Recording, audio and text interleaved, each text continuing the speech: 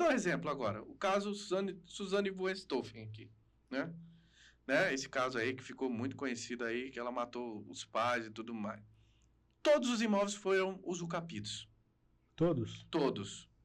Todos os imóveis foram usucapidos deles. Por terceiros? Por terceiro. Terceiro invadiu e usucapiu o imóvel. E o juiz teve que dar a propriedade, porque em relação à posse. E existia débitos desses imóveis, logicamente foram bloqueados. Exatamente. Inclusive, esses imóveis estavam penhorados. Mas terceiros invadiram, entraram com a regularização através da usucapião e conseguiram a propriedade. Fala galera, Jefferson Luz aqui começando mais um episódio do Racon Conecta Podcast, hoje com a grande presença ilustre aí dos maiores especialistas em direito imobiliário, doutor Edgar Lucena. Prazer recebê-los aqui nos estúdios do Racon Conecta Podcast, meu amigo. O prazer é todo meu, Jefferson. É uma alegria estar aqui com todos vocês. Confesso que no momento do convite eu fiquei um pouco lisonjeado pelo convite. E poder estar aqui hoje falando das questões que envolvem imóveis, as dificuldades que o brasileiro tem, me deixa muito feliz. E agradeço imensamente pelo convite. Doutor, que bacana, um prazerzaço estar aqui. A gente é amigo pessoal, eu fico lisonjeado em estar com a sua presença aqui.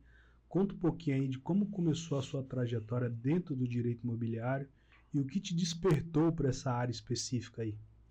No momento que eu iniciei a faculdade, meados de 2016, 2015, eu entrei como qualquer estudante de direito, apaixonado por direito criminal, apaixonado por direito civil, esses direitos da moda, as matérias que chamam a mídia, que está na mídia, que está no Instagram, que está no TikTok, que está na moda.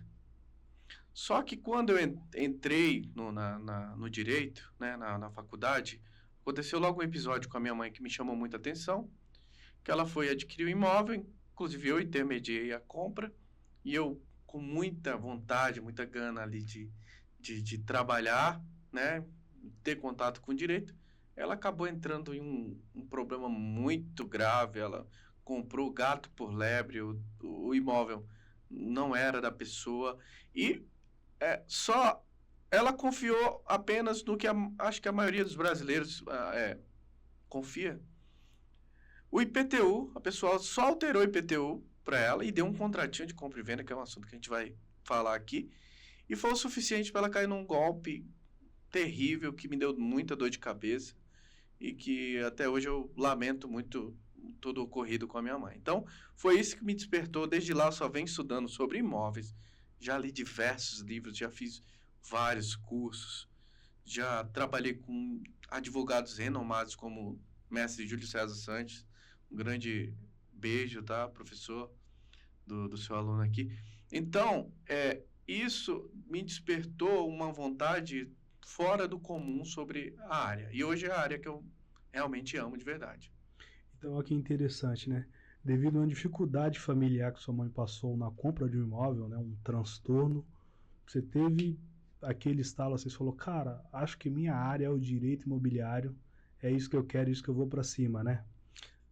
Exatamente. Engraçado que eu, como a gente já conversou, sou um ex-jogador de futebol, joguei em alguns times como Tanapi, como Atlético Paranaense na base, inclusive um beijo também para o mestre Jorge Saran. Então, eu achava que eu ia para o direito desportivo. A minha vontade era realmente entrar no direito desportivo, assumir uma diretoria, um departamento jurídico de algum time de futebol. Mas, a partir do momento que eu adentrei no mundo do direito imobiliário, eu me apaixonei pelo tema e desde já eu venho me aprofundando cada vez mais e venho trazendo para os meus clientes um retorno rápido. Por quê? Normalmente as ações imobiliárias no Brasil, por falta de conhecimento, com uma rara exceção de São Paulo, da vara de São Paulo, porque lá tem vara especializada de imóveis, então realmente os juízes e os serventuários entendem do assunto. Você um assunto que poderia demorar 3 meses, demora 3 anos, 2 anos. Então, o meu intuito com meus clientes é fazer com que eles não percam tempo para regularizar o imóvel. Bacana, doutor. Voltando lá atrás um pouquinho, pegando o fio da meada que você contou, como despertou para esse lado do direito imobiliário, que a sua mãe acabou passando por um transtorno, por uma simples transação de IPTU, um contrato simples. Puxando o fio da meada hoje, o contrato de compra e venda, ele é o arroz e feijão, falando a modo grosso aí, da transação imobiliária, né? Um dos principais pilares. O que a galera hoje que está para comprar um imóvel, seja futuro, seja agora presente, tem que observar num contrato de compra e venda, doutor Edgar? O contrato de compra e venda eu costumo dizer que é uma falácia no direito. Por quê? Te dá aquela leve impressão de propriedade, mas não passa de um papel assinado por 2 pessoas que só gera efeito entre aquelas 2 pessoas. Por isso que ele é um contrato interpartes, ou seja, entre as partes. Ele não produz efeito entre as outras pessoas, e aí esse é o problema. A partir do momento que você adquire um imóvel apenas com contrato de compra e venda, você adquire também as mazelas que ele tem, né? Porque o imóvel, ele tem mazelas. Ele pode estar com dívida de IPTU impagável, pode estar acontecendo alguma ação trabalhista que pode recair sobre ele a qualquer momento. E o contrato de compra e venda, apesar de que tem um embargo de terceiro, o embargo de terceiro necessariamente necessita de uma interpretação jurídica de um juiz. E o juiz vai interpretar da forma que ele quer. Se o seu contrato de gaveta tenha algum efeito sobre aquele negócio jurídico, e normalmente os juízes, eles não desfazem aquilo que eles fazem, uma vez ele dá uma penhora do imóvel, não vai ser um embargo de terceiro com um contratinho de compra e venda que vai fazer sair esse embargo tão simples assim. Então, você corre o risco de o imóvel ser arrematado, vamos dizer assim, porque você tem um contratinho de compra e venda que o certo seria você ter feito uma escritura pública, né? Então, doutor, interessante. Um contrato de compra e venda que hoje ele é a base da estrutura de uma transação imobiliária, o que eu tenho que me atentar, as cláusulas que eu tenho que me atentar antes de fazer essa transação para não me gerar essa dor de cabeça toda lá na frente? Porque se eu, Jefferson Luz, compro um imóvel hoje que está com alguma dívida ativa de IPTU ou de penhora, automaticamente eu compro o imóvel assumindo essa dívida. Não é isso que o senhor tentando reduzir aqui a modo grosso? O direito diz que dono é aquele que registra. Então, você precisa registrar o imóvel na matrícula. Doutor, esse imóvel não tem matrícula. Aí você está com outro problema. Normalmente, comprar imóvel sem matrícula, você está comprando a posse, você não está comprando a propriedade. Então, precisa necessariamente puxar todas as certidões dos vendedores, precisa verificar se aquele imóvel tem matrícula. E aqui eu não estou falando para comprar imóvel só com matrícula, não. Eu sou totalmente adepto de você comprar o imóvel, comprar a posse do imóvel. Inclusive, hoje, alguns clientes meus estão bilionários, Jefferson, apenas comprando posse. Alguns clientes, inclusive daqui de Alphaville, né? Eles eram engenheiros e hoje são milionários, bilionários até, porque investiram na posse. Então, eu sou um dos maiores defensores da posse no Brasil, no estado de São Paulo, porque a posse é um direito sui generis. Bacana. Doutor, bacana. Vamos tentar explicar para a galera aí a diferença da posse e da propriedade aí. Esse é um assunto que me deixa muito feliz, porque é muito lindo, esses dois temas. A pessoa acha que tem a propriedade do imóvel, está na matrícula, ele é o proprietário, quando na verdade ele é o proprietário na matrícula. Por quê? Para você ser proprietário do imóvel, de fato, né? Porque quando você está na matrícula, você é proprietário de direito, você está na matrícula, então você é proprietário de direito. Para você ser proprietário de fato, você tem que ter a propriedade e a posse. Se você tiver a propriedade não tiver a posse, você não é proprietário. Agora, se você tiver a posse e não tiver a propriedade, você precisa de uma declaração do juiz referente à sua posse para te tornar proprietário, preenchendo os requisitos do artigo 1238, né, que é o artigo da uso capião propriamente dita.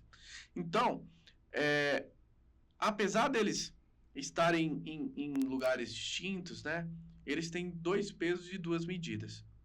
E aqui não é defendendo a posse, mas hoje, pela jurisprudência pátria que temos, você ter a posse do imóvel é muito melhor do que você ter a propriedade. Porque quando se tem a posse, você basta pedir para o juiz que declare a sua propriedade preenchendo os requisitos e certamente ele vai declarar a sua propriedade. Bacana, doutor. Agora explica um pouquinho para a gente aí o que um advogado especialista em direito imobiliário, igual você é, ajudaria numa transação segura de um contrato de compra e venda a respeito dessa pauta toda sobre posse e propriedade aí do terreno. Como diz a Constituição, o advogado é indispensável. O advogado é indispensável. E o advogado é indispensável quando a gente está falando de uma compra e venda de imóvel. Por quê? O advogado ele vai buscar todas as certidões necessárias. E aí eu digo advogado especialista na área.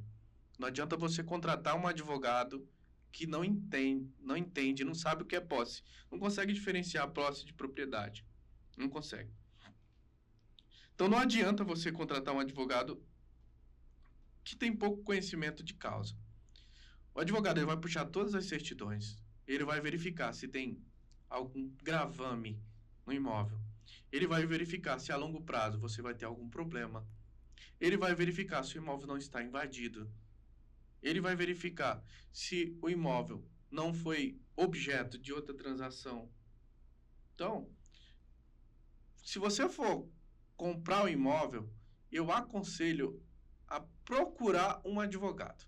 Normalmente o brasileiro, para evitar gasto, ele compra na imobiliária, a imobiliária fala o seguinte: não, a gente faz tudo pela imobiliária, mas na hora que o pau quebra, a imobiliária tira dela da reta. E aí, o que acontece? Vou ligar para um advogado. Né? Aí o advogado, ele pega o negócio jurídico todo bagunçado e aí ele tem que fazer um forró ali, tem que bater no liquidificador para ver o que vai sair. Então, se você contrata um advogado de início, você vai pagar os honorários do advogado, mas você não vai ter dor de cabeça, porque se o advogado vê que você vai ter dor de cabeça, ele vai te falar: não compre. O primeiro passo, então, é pegar um especialista na área, para ele fazer todo um levantamento e uma avaliação e te dar um norte de sim para compra ou de não para não compra, né? Isso, para evitar todo esse transtorno aí. E a gente volta naquela mesma seara. Não estou falando que não se deve comprar um imóvel sem matrícula. Ao contrário, tem que comprar um imóvel sem matrícula. Inclusive, aqui eu abro um parênteses, da seguinte forma. Hoje, a nossa jurisprudência, ela também já faz menção, isso aqui vale para os advogados, tá? A gente já tem muitas decisões favoráveis de compra de imóveis públicos. E o que seria isso? Eu quero já falar desse assunto, que é um assunto maravilhoso, que está chamando a atenção agora do judiciário, que na faculdade você aprende o quê? Imóvel público não tem como regularizar. Não. Hoje isso mudou. A Constituição ela foi mudada. Por quê? Se o imóvel for público desafetado, a nossa jurisprudência, os tribunais entendem que é passível, sim, de regularizar. Então, hoje, você tem que verificar, junto com o advogado, a situação do imóvel. E não é só se ele tem matrícula, ou se ele tem escritura, ou só se ele tem IPTU. É a situação de fato. Ele está livre? A pessoa detém a posse dele? A pessoa é proprietária do imóvel? Porque se tem só a posse, você vai comprar só a posse. Se tem a propriedade e a posse, você vai comprar a posse e a propriedade. Aí, digo, se a pessoa só tiver a propriedade, dizer a você: olha, eu só tenho a propriedade, mas o imóvel está invadido. é melhor você não adquirir aquele imóvel.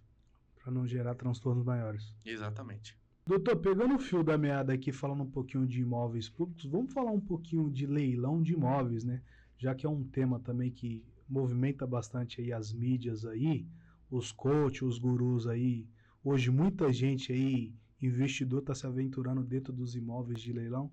Vamos pincelar rapidinho aí, o que a sua opinião, doutor Edgar, especialista no segmento, indica para a galera, qual que é os cuidados de ter aí antes de aplicar, de comprar um imóvel de leilão, de tentar investir nesse segmento, doutor?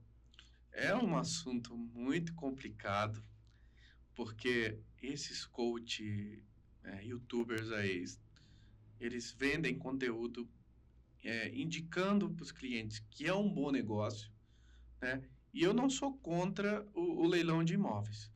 No entanto, você precisa verificar o leilão, a origem do leilão, precisa verificar se o imóvel realmente está vazio, né? Porque imagina que você vai adquirir um imóvel de leilão e no momento da penhora, né, no momento ali que foi penhorado, o juiz que penhorou, ele não observou que existia uma família lá dentro. E aí foi para a penhora, o imóvel foi leiloado, foi arrematado, você foi lá e investiu X no imóvel, e no momento que o oficial de justiça vai lá para fazer a diligência de retirar a pessoa, ele dá de cara com uma família lá dentro do imóvel. A chance de você perder seu dinheiro é muito grande. Por quê? Digamos que aquela pessoa que está lá, ele está há mais de 10 anos. Mesmo que o juiz, seja do trabalho ou não, consiga que a pessoa saia naquele momento, certamente aquela pessoa pode conseguir recuperar a posse do imóvel em um outro tipo de ação e você vai perder aquele dinheiro que você deu. Então, você precisa verificar, não é a situação do imóvel no momento do leilão, e sim a situação do imóvel documentalmente falando, tá? Você precisa verificar a situação do imóvel de fato. Precisa ir no imóvel. Você tem que fazer uma diligência. Você tem direito de fazer isso. Uma diligência. Perguntar para os vizinhos. Porque simplesmente arrematar pela internet corre um sério risco de você perder o dinheiro.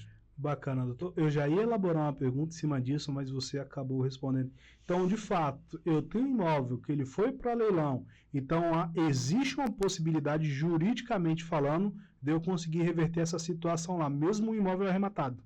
Sim, existem muitas formas de não perder esse imóvel, vamos dizer assim. Eu quero contar aqui algumas delas e levando para a prática. Digamos que você comprou o imóvel de um terceiro e esse terceiro teve as suas contas bloqueadas por uma dívida trabalhista.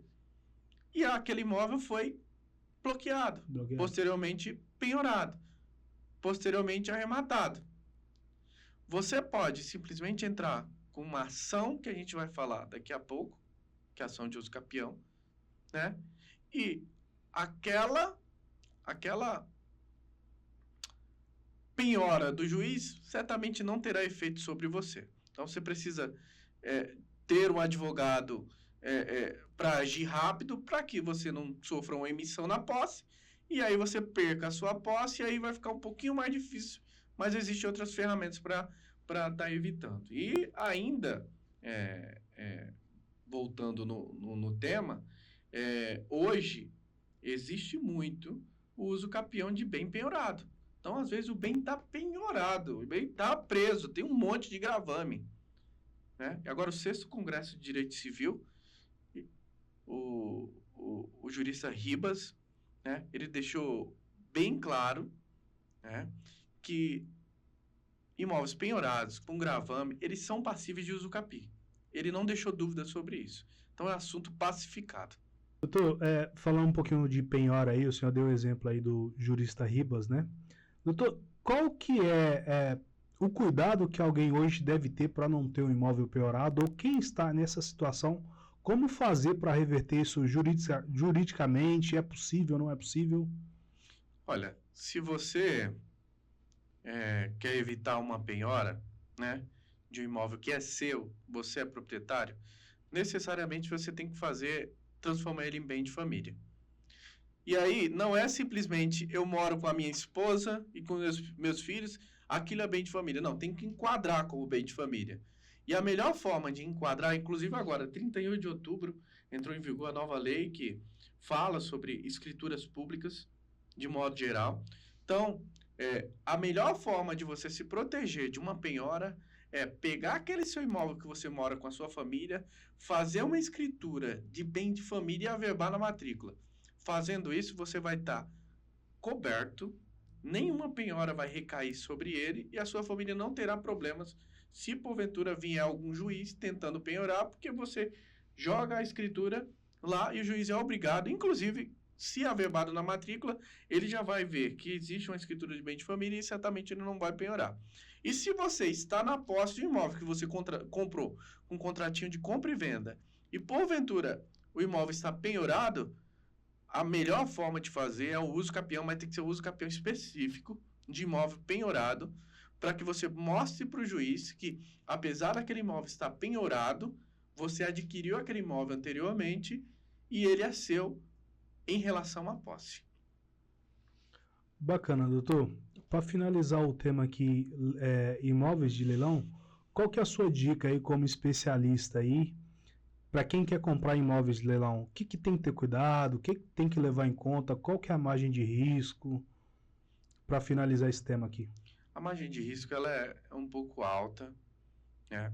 Porque quando se compra um imóvel de leilão, você também está comprando, de certa forma, uma bucha. É a mesma coisa de você comprar um carro de leilão. Só que o carro, ele vem com a marcação no documento dele, dizendo que ele é carro de leilão. O imóvel não vem. Então, por que o carro vem com essa marcação?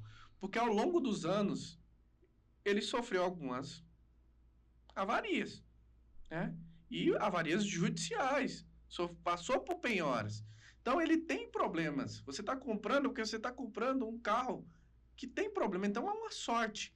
Você está comprando um imóvel que está naquela situação porque ele veio de problema. Ah, penhorado está tudo redondo. Não, não é bem assim.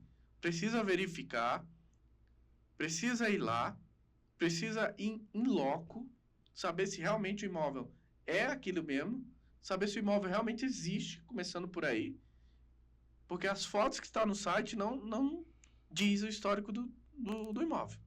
Ele não fala. Bacana, doutor. Pegando um pouquinho o fio da meada lá atrás sobre penhoras, você já deu bastante exemplo aí, que existe uma especificação dentro do uso capião para reverter essa situação. O uso capião aqui é um tema bem vasto, né? E é algo muito comum aqui no Brasil, gera muitas dúvidas, né? Quais são os requisitos básicos para que alguém possa reivindicar um móvel por uso capião? Olha, o nosso direito ele tem 36 espécies de uso capião. Só que eu costumo dizer, e eu sou defensor disso, que apenas um funciona, que é o uso capião extraordinário, do artigo 1238. Esse seria o uso capião mais comum aqui no Brasil, doutor? O mais comum não é, mas é o mais eficaz. Porque os advogados que não são especialistas, eles somam a tua posse, você tem 5 anos de posse. Não dá uso capião extraordinário. Isso é uma falácia. Isso é de quem não entende do assunto. Existe a cessão possessione, que seria a soma da posse. Então, você pode computar a posse do outro na sua. Então, digamos que você comprou o imóvel de fulano e aquela pessoa, por si só, tinha 10 anos de posse e você tem 2 anos de posse. Então, automaticamente dá o quê? Dá 12 anos de posse. Você pode usar a soma de posse da outra pessoa para conseguir adquirir a propriedade daquele imóvel. Porque se não fosse assim, tornaria impossível. E aí, digo mais. As outras espécies de uso capião, existem requisitos que são extremamente difíceis de cumprir, Jefferson. Porque são requisitos que a lei colocou dificuldade para a pessoa regularizar o imóvel. Já na uso capião extraordinária, a lei ela é muito clara. Nem precisa de justo título de boa-fé. Você precisa só de uma coisa, a posse. e a posse pode ser somada. Você pode ter comprado hoje a posse. Se a pessoa que você comprou estava na posse há 10 anos, então você passa a ter 10 anos daquele imóvel, que é o que a lei te garante. Agora, o advogado, ele, no momento da petição inicial, ele tem que elaborar uma petição técnica. Uma petição que o juiz vai falar, ó, ele argumentou. Uma petição para você usar a súmula 256, para dizer que o imóvel, por a uso capião, pode ser usado como matéria de defesa. Então, se o advogado conseguir, na petição inicial, passar por todas essas diretrizes, o uso capião vai ser um sucesso, você não terá dificuldade. Por quê? A uso capião, eu costumo dizer que não é um processo judicial. Ele é um procedimento judicial. Por quê? Em regra, é contra ninguém. É uma ação contra ninguém, não tem parte contrária. Ela só passa a ter parte contrária quando alguém entra lá e contesta. Porque no momento que você entra, é uma ação que é contra ninguém. Então, você vai preencher os requisitos, o procedimento, e aí o juiz vai declarar a sua propriedade. Doutor, bacana, para fechar o tema aqui, uso capião, quais são os processos que uma pessoa hoje, um dono de um imóvel, tem que tomar para evitar que um terceiro reivindique o seu imóvel no uso capião aí? Primeiro, você tem que regularizar o imóvel, né? Então, a partir do momento que você regulariza o imóvel, evita que as pessoas tentem pegar seu imóvel. Por quê? Imagina que seu imóvel está penhorado, e aí você entra com o uso capião, né? Com a uso capião daquele imóvel para retirar. A uso capião, a única ação por essa ser sui generis, erga omnes, sabe? É uma ação que tem muita força. O que é que acontece? Aquela penhora, ela tem uma tendência natural de cessar. E o que é que você pede logo no início? Você pede para que o juiz faça uma averbação premonitória, né, na matrícula do imóvel, para que todos já saibam que aquele imóvel ele está passando por uma regularização, para você evitar que uma pessoa penhore seu imóvel, que a pessoa arremate seu imóvel num leilão, por exemplo.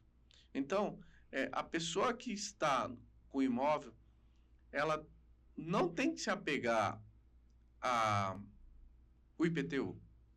Ela tem que se apegar à propriedade. Então, o certo é ela procurar um advogado especialista para que aquele advogado verifique a documentação e faça a regularização que aquele imóvel merece, que tem que ser feito com aquele imóvel.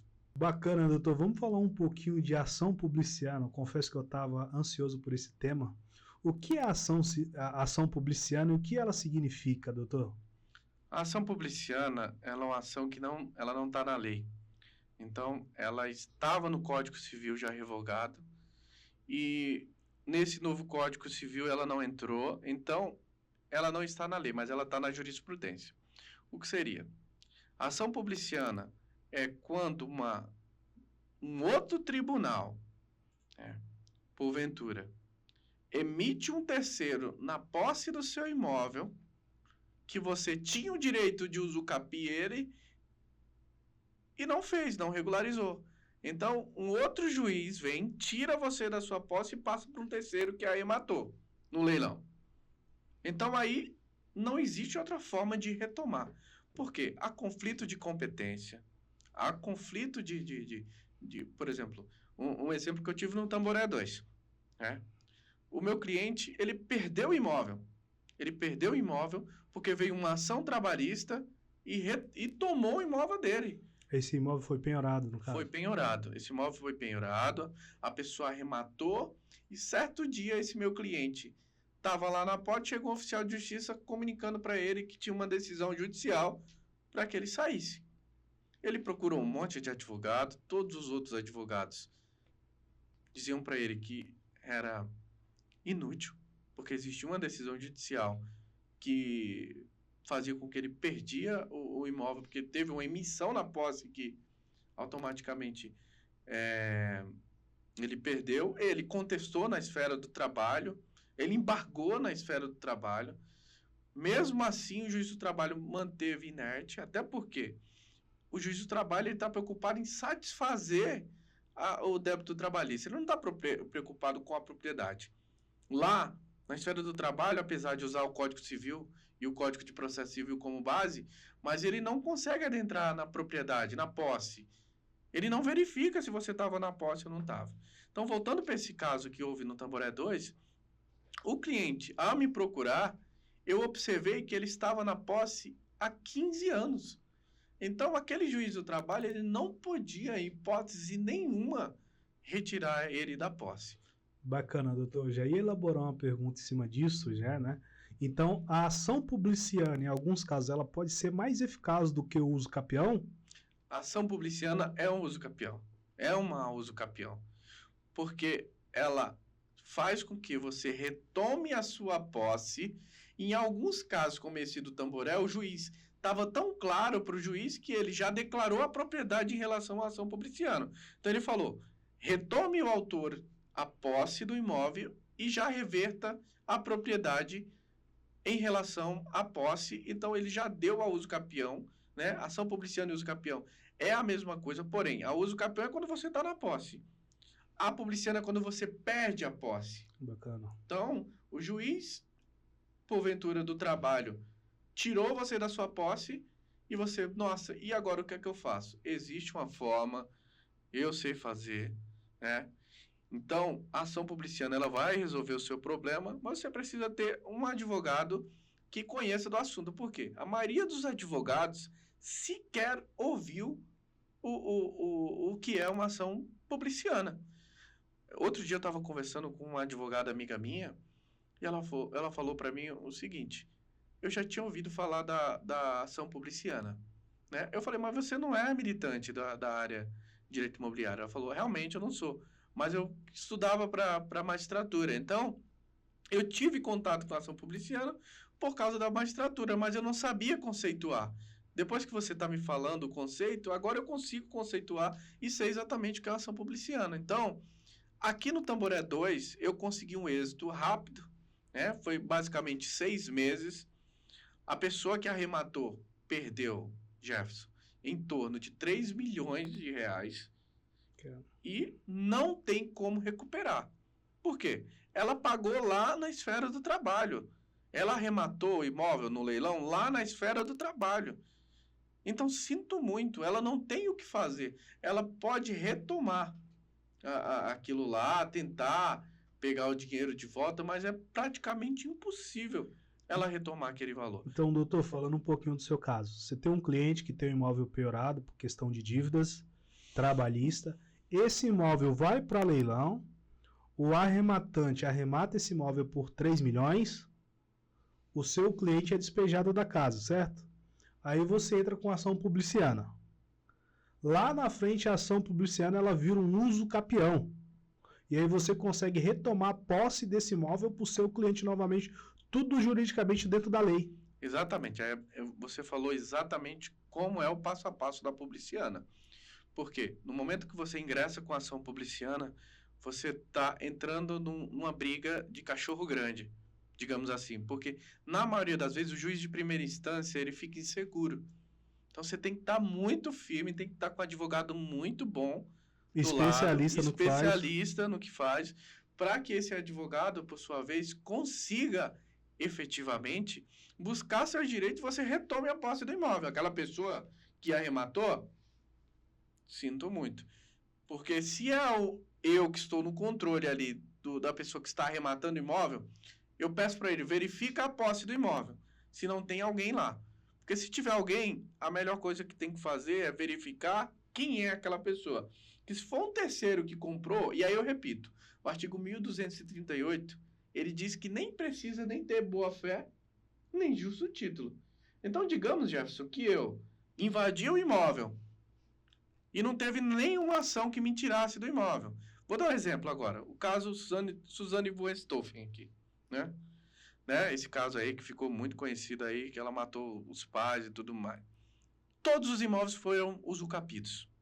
Todos? Todos. Todos os imóveis foram usucapidos deles. Por terceiros? Por terceiro. Terceiro invadiu e usucapiu o imóvel.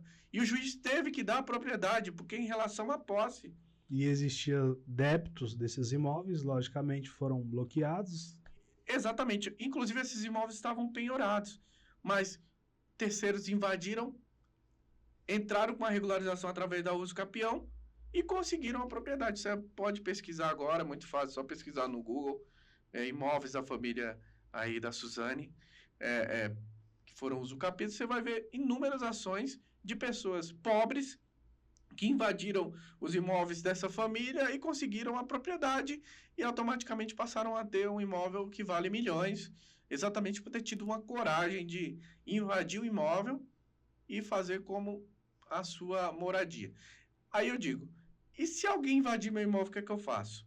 Você tem que agir rapidamente.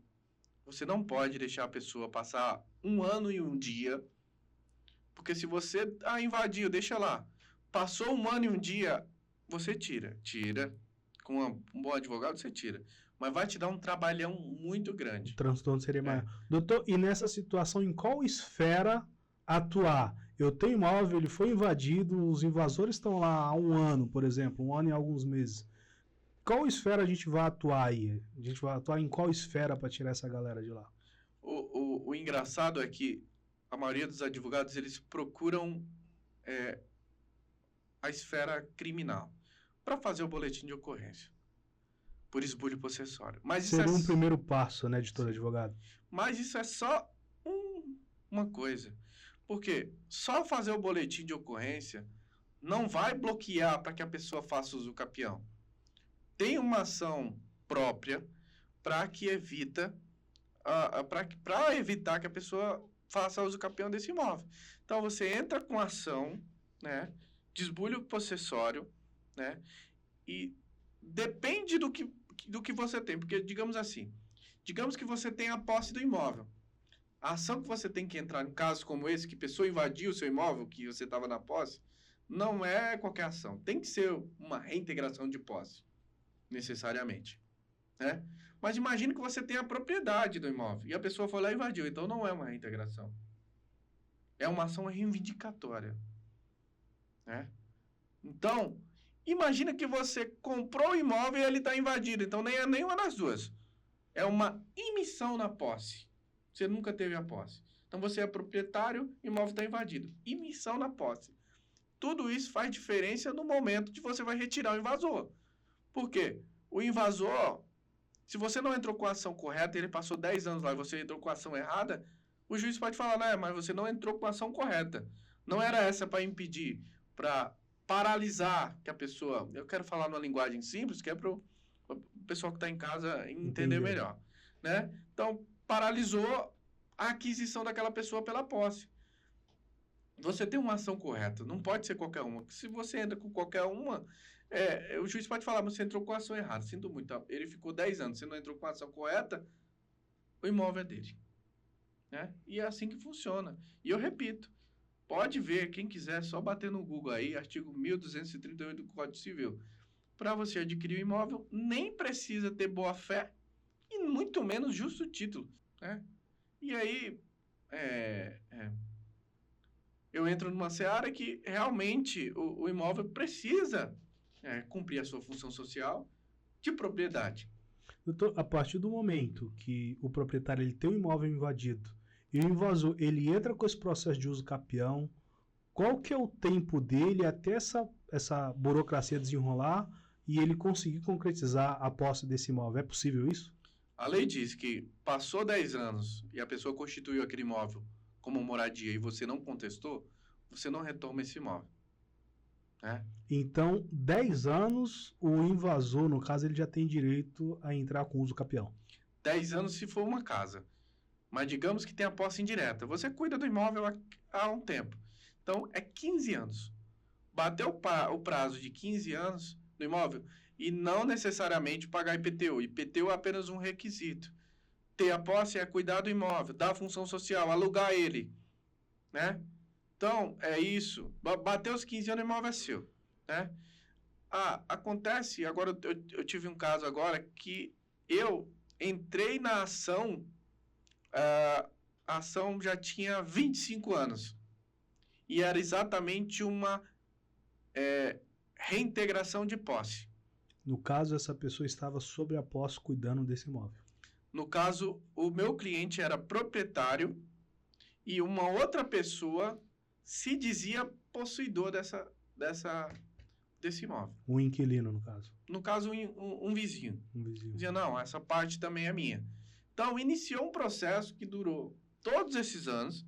Eu peguei ele, que apesar de ser velho, ele era novo, e eu tive que mostrar para a juíza, desenhar para ela, dizer, excelência, esse processo é físico. Se continuar dessa forma, a gente vai passar mais 25 anos e não vai conseguir resolver esse conflito. Eu preciso que Vossa Excelência transforme esse processo, primeiramente, em processo digital, para facilitar para todo mundo. E eu já quero mostrar para Vossa Excelência que essa pessoa aqui já tem um boletim de ocorrência de reintegração de posse. Então, ela não pode usucapiar esse imóvel. Ela não pode. Porque, apesar do lapso temporal, a posse dela nunca andou. A posse dela foi bloqueada, porque a pessoa foi lá e entrou com uma reintegração de posse. Então, a posse dela foi bloqueada. Então, apesar de ter passado 25 anos, essa pessoa jamais vai conseguir usucapiar esse imóvel. Porque um dos requisitos da usucapião é que o imóvel seja adquirido sem clandestinidade, sem briga, né? Então, se houver briga ali, se as pessoas brigarem ali e a posse não for mansa e pacífica, que é o que a lei diz, você não tem como usucapiar aquele imóvel. No meio do trânsito todo, o proprietário voltou a reivindicar a posse do imóvel, né? Exatamente. Então, acabou bloqueando. E é engraçado que o pai desse meu cliente que reivindicou. E o pai morreu, os direitos passaram para os filhos e agora, inclusive a sentença saiu alguns meses atrás, eu consegui ganhar em primeira e segunda instância esse caso aí, a qual o juiz, foi confirmado pelo tribunal, deixou bem claro que essa pessoa não tinha como usucapiar o imóvel, porque no momento da posse dele, a outra pessoa contestou, então a posse dele nunca andou. Ela foi bloqueada. Foi bloqueada. Bacana, doutor Edgar. Uma coisa que eu vejo muito aqui em Alphaville é como resolver a compra de um imóvel por cessão de direito, doutor? Olha, é engraçado porque é o seguinte, aqui em Alphaville... E inclusive aqui, já te cortando, a gente tem um amigo que o senhor acabou resolvendo esse problema dele, que estava se perdurando aí por mais de 2 anos, né? Por isso o motivo da minha pergunta. Sim. O caso específico desse nosso amigo, um grande abraço, tá rico. Ele comprou um imóvel, né? E ele contratou advogados, mas o advogado não sabia o que fazer. Porque não era especialista da área. E aí ele compra um imóvel que comprou por cessão de direitos, porque ele comprou de uma pessoa que comprou do outro. Então fizeram um monte de contrato de compra e venda, né? O famoso contrato de gaveta? Contrato de gaveta, que é o perigo, né? A pessoa que estava na matrícula vendeu para outra. Essa pessoa que comprou de quem estava na matrícula simplesmente perdeu os contratos. Ele não tinha os contratos. Mas, mesmo sem contrato, vendeu os direitos para um que vendeu para esse cliente, né? Esse cliente, ele entrou com uma adjudicação compulsória no judiciário. A adjudicação compulsória poderia solucionar? Poderia. Mas essa pessoa que está na matrícula poderia dizer o seguinte, ó, não te vendi o imóvel. Para você eu não vendi. Então me prove que eu vendi o imóvel para você. Até porque é a pessoa que tem a posse, né? Exatamente. Me prove que eu anuí a compra de imóvel para você. O imóvel nem foi pago. O imóvel nem foi pago. Então a estratégia não era adjudicar o imóvel. Porque no judiciário você poderia ter uma visão do juiz muito mais ampla. Então, a pessoa poderia contestar aquela compra dizendo simplesmente, não, a pessoa nem pagou o imóvel. Como é que você está entrando com a adjudicação? Porque um dos requisitos da adjudicação compulsória é quando o imóvel está quitado. E olha, ele não está quitado aqui. A pessoa está devendo ainda 150 mil reais desse imóvel. Você vai pagar? Então, a estratégia tomada naquele início foi uma estratégia errada, por isso que não andava. Porque o juiz percebia, e quando eu analisei o processo, eu verifiquei que o juiz já iria extinguir esse processo, exatamente porque não existia o contrato da loteadora para essa primeira pessoa aqui. Então, o juiz nem precisaria intimar essa pessoa. Ele já estava tendencioso a extinguir aquele processo, porque o juiz não quer problema para ele. Então, ele vê que está faltando algum requisito, ele extingue o processo.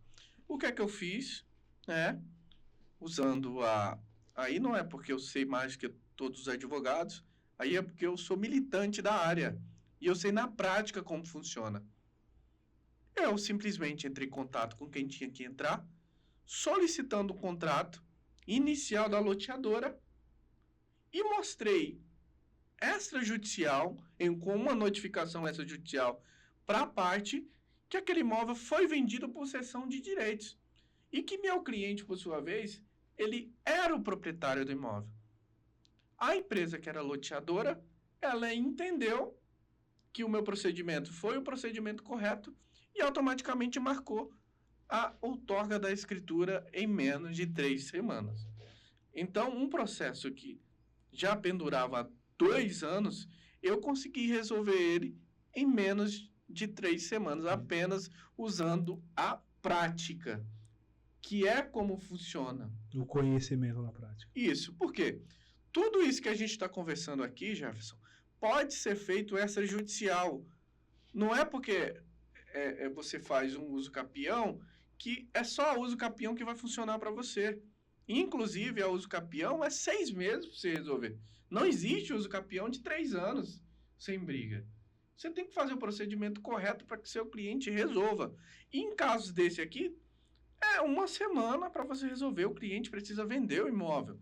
O advogado ele tem que ser esperto o suficiente para entender que existem outras formas de se resolver a regularização do imóvel, que necessariamente não é o judiciário. Hoje, eu regularizo praticamente 80% de forma extrajudicial, porque eu conheço as brechas que a lei permite. E o cartório, tanto o cartório de nota como o cartório de registro de imóveis, ele te dá mecanismo de regularizar o imóvel.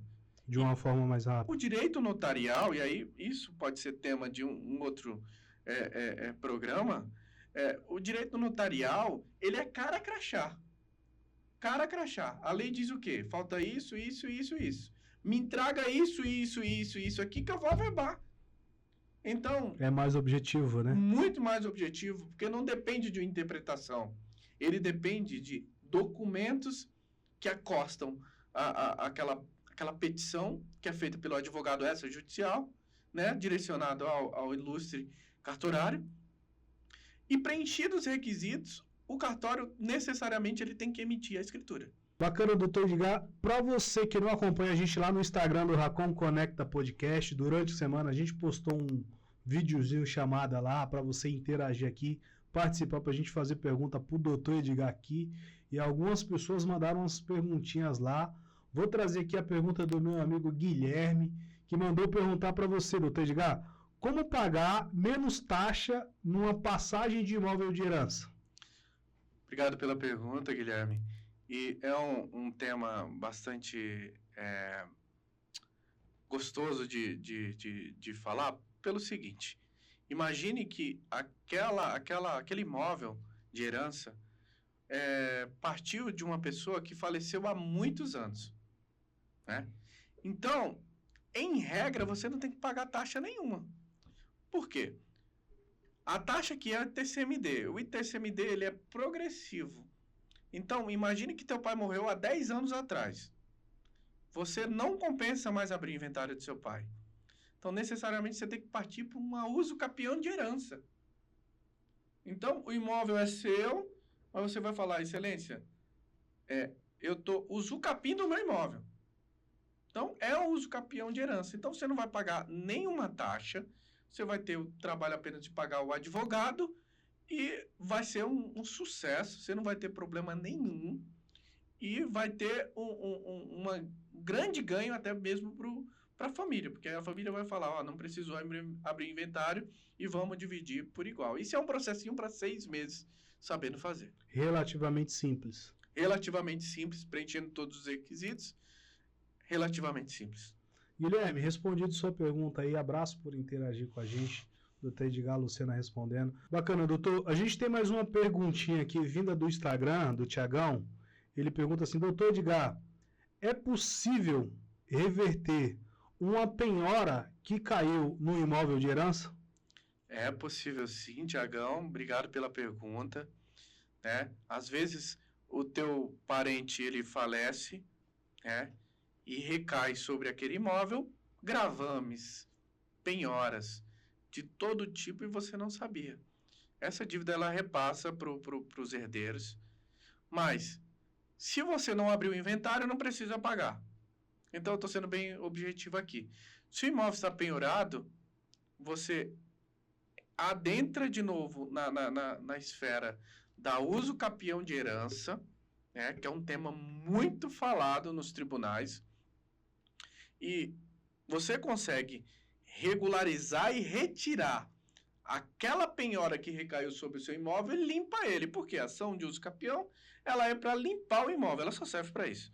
Então, limpando o imóvel daquelas penhoras, que seja qualquer tipo de penhora uso capião, retira, qualquer tipo, inclusive imagina que o imóvel, Jefferson, aí entrando no direito criminal, está sob investigação de lavagem de dinheiro, que acontece muito aqui em Alphaville. A uso capião também retira, por ela ser uma ação sui generis. Basta você ter a posse. Entendeu? Então, retomando a pergunta do Tiago, é exatamente isso. A uso capião bem feita, e é uma uso capião de herança. Não é uma uso capião simples. Ela tem os requisitos. Ela consegue retirar a penhora, mas sabendo fazer o processo.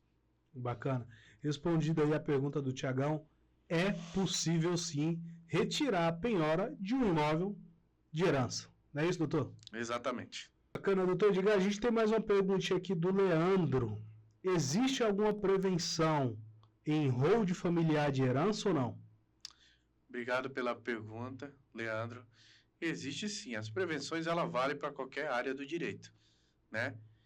E uma das principais prevenções que eu gosto de falar quando você vai fazer uma hold familiar, uma hold de herança, né?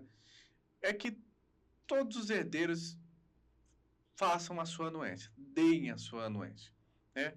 Porque basta que um grite, vamos dizer assim, para que aquele todo procedimento que você teve, ele se desfaz, né? Mas o momento que a pessoa assine e anue com o procedimento, ele não pode se arrepender depois. Então, a prevenção é exatamente essa. Que todos a família ela anue, né, dê aquela anuência, inclusive a esposa, né, assine, autorizando que aquele imóvel passa a ser o imóvel, recaia sobre ele o usufruto, né, porque o hold familiar de imóvel ele gira exatamente em torno do usufruto daquele imóvel. Bacana, obrigado, Leandro. Respondido aí pelo doutor Edgar Lucena. A gente vai abrir uma caixinha de pergunta lá durante a semana para vocês que têm mais dúvidas sobre direito imobiliário, contrato de compra e venda, contrato de gaveta, uso capião, um pouquinho mais sobre ação publiciana. Vamos abrir lá, o doutor Edgar responde. Doutor Edgar, uma pergunta aqui agora para você. Existe a probabilidade de regulamentar um terreno de área livre? Sim, essa pergunta ela é magnífica, porque aqui no Brasil hoje 40% da população ela reside em alguma área livre, né? Alguma área pública. Por conta disso, que os tribunais eles se inclinam, né? Tem uma grande inclinação a regularizar imóveis que estão nessa situação. O que seria isso? Imóveis desafetados. O que é o imóvel desafetado? Digamos que a prefeitura tinha um imóvel, né? E ela, em nenhum momento, ela deu uma função social para aquele imóvel. Aí, uma outra pessoa invade o imóvel e te vende a posse do imóvel. E você constrói uma casa, e depois outro constrói. E todo mundo construiu naquela área que era pública. é passível de regularizar. A lei diz que não. A lei é bem clara, ela é bem taxativa a dizer que não é passível, mas a jurisprudência entende que é passível de regularizar desde que o imóvel seja desafetado. Eu não estou falando para você invadir o imóvel público, a praça pública. Não. Eu chamo de sobra de loteamentos, aquelas áreas públicas que eram sobra de loteamento, que a prefeitura não deu a função social e as pessoas começaram a vender. E construiu várias casas. Existem muitos julgados, inclusive eu tenho processos aqui na região que são de bens públicos, né? E que é um êxito total, porque já é uma realidade no nosso ordenamento jurídico.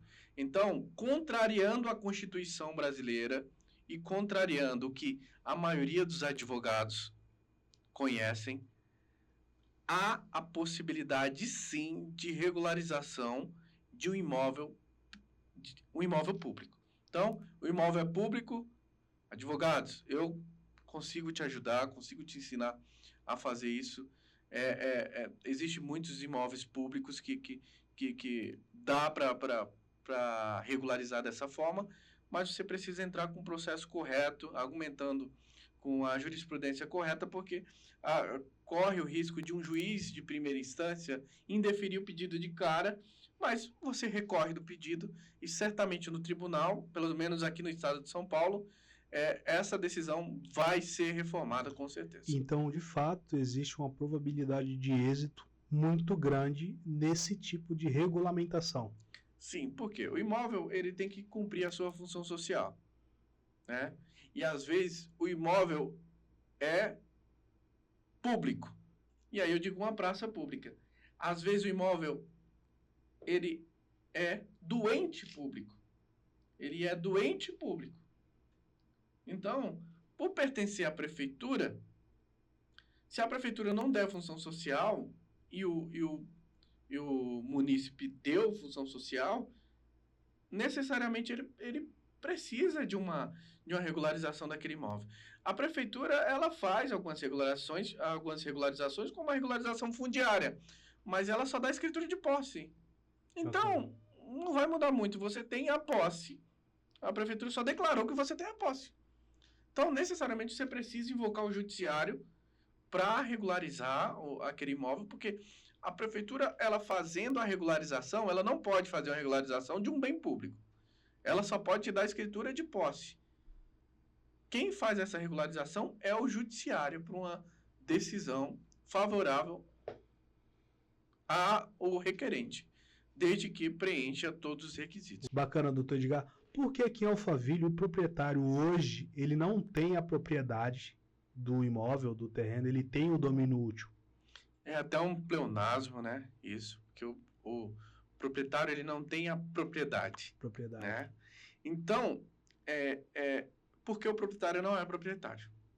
Aqui em Alphaville, cerca de 70% de Alphaville, com exceção de alguns condomínios como Residencial 11, o Burle Marx, né? Burle Marx, esses é um pouco diferente, porque ele pertence à margem de Santana de Parnaíba, né? E nesse caso a pessoa tem a propriedade de fato. Mas 70% de Alphaville, você pode ver na matrícula que parece o seguinte: no lugar de proprietário aparece domínio útil, porque o imóvel ele não é seu. E você tem o domínio útil, porque o imóvel pertence à União. Então, 70% de Alphaville pertence à União. Então, você nunca terá a propriedade desse imóvel, né? Porque você tem o domínio útil.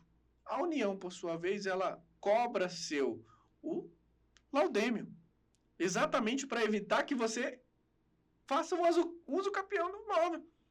Porque se a União deixasse a Deus dará sem cobrar nada, ela poderia falar, você paga o laudêmio exatamente pelo domínio útil. O imóvel é meu. Aí eu te digo, a União pode chegar e retomar esse imóvel a qualquer momento. A qualquer momento. Qualquer momento. Então, de fato, o proprietário ele não é proprietário. Em Alphaville, em 70% de Alphaville, a pessoa não tem... Alguns outros juristas podem discordar da minha opinião, respeito, tá? Mas em Alphaville você não tem a propriedade, você tem o domínio útil. Que aí eu abro até um parênteses aqui, mais uma vez, em diferenciar posse, propriedade e domínio útil. São coisas totalmente diferentes. É uma questão aqui de Alphaville, mas que a pessoa acha estranho porque são imóveis que valem milhões. De altíssimo padrão, né? Eu conheço casos de imóveis que foram vendidos aqui em Alphaville em torno de 60 milhões de reais e que a pessoa, na matrícula, aparece que a pessoa tem um domínio útil daquele imóvel. Então, a pessoa não comprou a propriedade. Ele comprou o domínio útil e vai continuar pagando o laudêmio para a União eternamente. Doutor, e qual a probabilidade da União chegar e falar, cara, esse imóvel é meu, eu quero ele de volta? Isso existe, isso não existe? É possível, não é possível? Possível, já existiu casos que sim, que não? Possível mas eu acho improvável.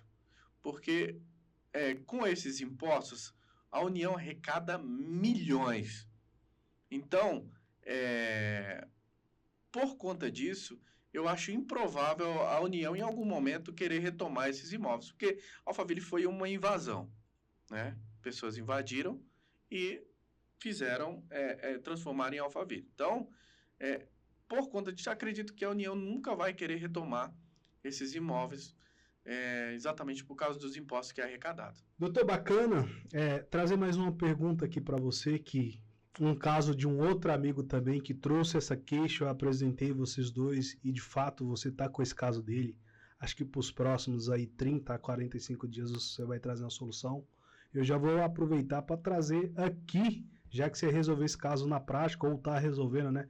Como reduzir dívida de IPTU? É possível, não é possível? Como fazer, por onde fazer?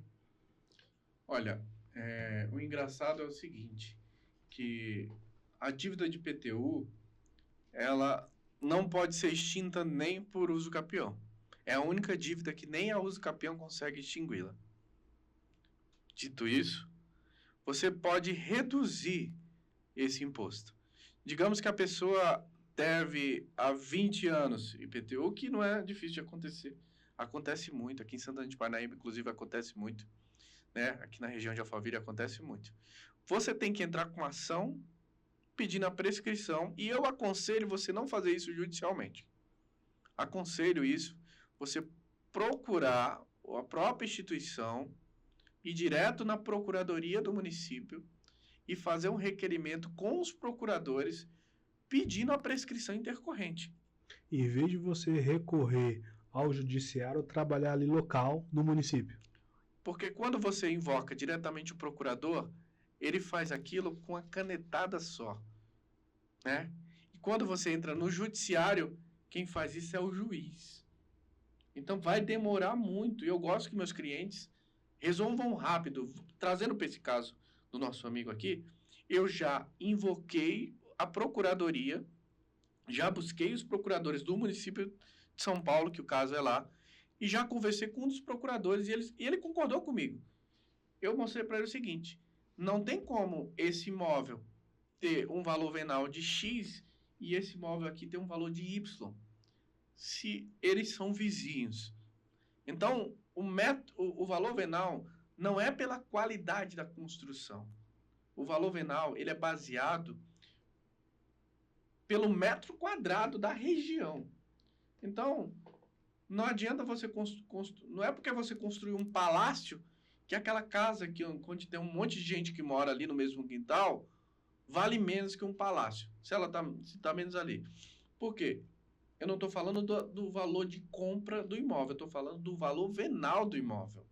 Que de fato o que vale ali o metro quadrado da região. É o metro quadrado. O metro quadrado tem que ser baseado, né? E por conta disso, fazer um cálculo de valor venal. Agora, o que acontece muito é que as prefeituras mandam um drone, o drone tira a foto da sua casa ali, e com a fotinha do drone, você diz que o imóvel vale 5 milhões de valor venal. Então, a pessoa vai pagar muita grana, e aí você faz esse procedimento para reduzir. E se caso você não conseguir essa judicial, você invoca o judiciário e com certeza você vai reduzir. Isso aí sem sombra de dúvida. Para a galera que acha que esse tipo de processo é algo burocrático, que é inviável entrar nesse tipo de ação, então um conselho que você dá é procurar o especialista que entenda do caso para resolver o processo de uma forma rápida e menos burocrático, não é isso? Olha, quando o cliente me procura, casos como esse, eu já sei que ele está com a corda no pescoço, porque ele está pagando muito dinheiro, às vezes ele aluga o imóvel por 15, como é esse caso, e paga 5 de IPTU por mês, né? Então, eu tenho que ser cirúrgico. Então, uma pessoa que está passando por isso, ele tem que procurar um advogado especialista que entenda sobre essa questão, né? Para que entre com o procedimento correto, tanto na esfera administrativa, ou seja, no próprio ente, como no judiciário, para que rapidamente ele consiga diminuir o valor de IPTU e o cliente tenha um êxito ali rápido para poder diminuir o valor de IPTU. Show. Bacana. Então, de fato, é o especialista certo entrando com a ação certa para sanar esse problema. Isso. Quando você vai procurar um médico, né, você está com uma dor no joelho, no ligamento cruzado anterior e no menisco medial, você não vai procurar um cardiologista, um clínico geral. Você vai procurar um ortopedista de joelho. Aliás, quando eu tive lesão de joelho, eu procurei um especialista de joelho que estava acostumado em fazer cirurgia de ligamento cruzado anterior e menisco medial. A mesma coisa é um advogado. Você quer saber se o advogado é bom? Você faça a pergunta para ele. Você faz qual área? Se ele falar, eu faço todas, ele não faz nada. Quem faz tudo não faz nada. Você entra na teoria do pato, né? Não nada direito, não anda direito, não corre direito. Exatamente. Porque quem faz tudo não faz nada, a mesma coisa é o direito, porque até os prazos são outros, as estratégias são outras. A lei pode ser a mesma, mas na prática é um pouco diferente. Aliás, é totalmente diferente. Muda muito o cenário. Muda né? muito porque você vai lidar com o ramo imobiliário, você lida com direito notarial e com direito tributário e com direito civil. Então, 3 vertentes aí. Sim, e aí você tem que saber usar a ferramenta correta para poder ter um êxito na demanda. Doutor Bacana, vamos falar um pouquinho de offshore? O que é offshore? Vamos pincelar de forma rápida para a galera aí. O que seria o offshore, doutor? Veja só, a offshore é uma estratégia que os empresários aqui de Alphaville estão usando para proteção de patrimônio. Ou seja, você abre uma empresa, uma offshore, lá nas Ilhas Virgens Britânicas, por exemplo, e acha que colocando seus imóveis nessa empresa vai protegê-las. Isso é uma besteira, porque existe a primazia da realidade, por exemplo, na esfera do trabalho, que você não está protegendo seus imóveis desse jeito. Eu já ia elaborar uma pergunta sobre isso, que se de fato a offshore hoje ela protege os seus imóveis na prática. Na prática não protege, porque um advogado do outro lado, bom, ele consegue explorar a questão e mostrar para o juiz, por exemplo, do juiz do trabalho, que aquilo ali é uma fraude contra a execução, a pessoa está querendo esconder o patrimônio, e aí o que acontece? O juiz do trabalho ele vai interpretar as provas e vai verificar se realmente, ele vai pegar o histórico do imóvel. O imóvel tem um histórico. Vai ver se realmente você transferiu aquele imóvel no momento que você estava passando por uma ação trabalhista. Então, com certeza, não vai segurar a determinação judicial. A offshore não vai servir para guardar o imóvel. Eu estou falando de imóvel, outra matéria, se vai proteger dinheiro, se vai proteger carro, eu não sei, não é minha área. Eu estou falando sobre imóveis. Na minha área, na prática, a offshore ela não se mostra eficaz. Ela não funciona. Para a proteção do imóvel. Não funciona. Não funciona. Bacana. Doutor Edgar Lucena aqui com a gente no episódio do Racon Conecta Podcast. Estamos caminhando para o final desse episódio aqui. Um prazerzaço ter você aqui para falar um pouco sobre direito imobiliário. Para você que acompanhou a gente aí, que tem muitas dúvidas ainda, que de repente quer uma parte 2 com o Dr. Edgar falando mais cirurgicamente em algum tema específico, comenta aqui embaixo que a gente traz o Dr. Edgar novamente. O direito, ele é uma área muito vasta, como o próprio doutor falou, principalmente a área imobiliária, né? Dr. Edgar, caminhando para os finalmente aí, qual o conselho que você dá hoje para a galera aí que está negociando, comprando um imóvel aí e está numa situação complicada relacionada à documentação?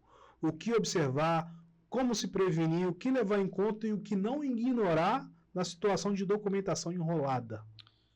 Primeiramente, existe alguns outdoor que dizem o seguinte, que imóvel só com corretor. Eu concordo com os outdoor. Comprar um imóvel tem que ser com corretor, mas também com advogado. Por quê? As imobiliárias e também os corretores de imóveis, eles estão preocupados apenas em vender.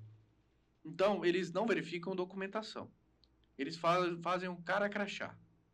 E você tem que verificar o histórico do imóvel. Então, se você está adquirindo algum imóvel, contate um advogado especialista, converse com ele, pergunte à assessoria quanto que vai custar.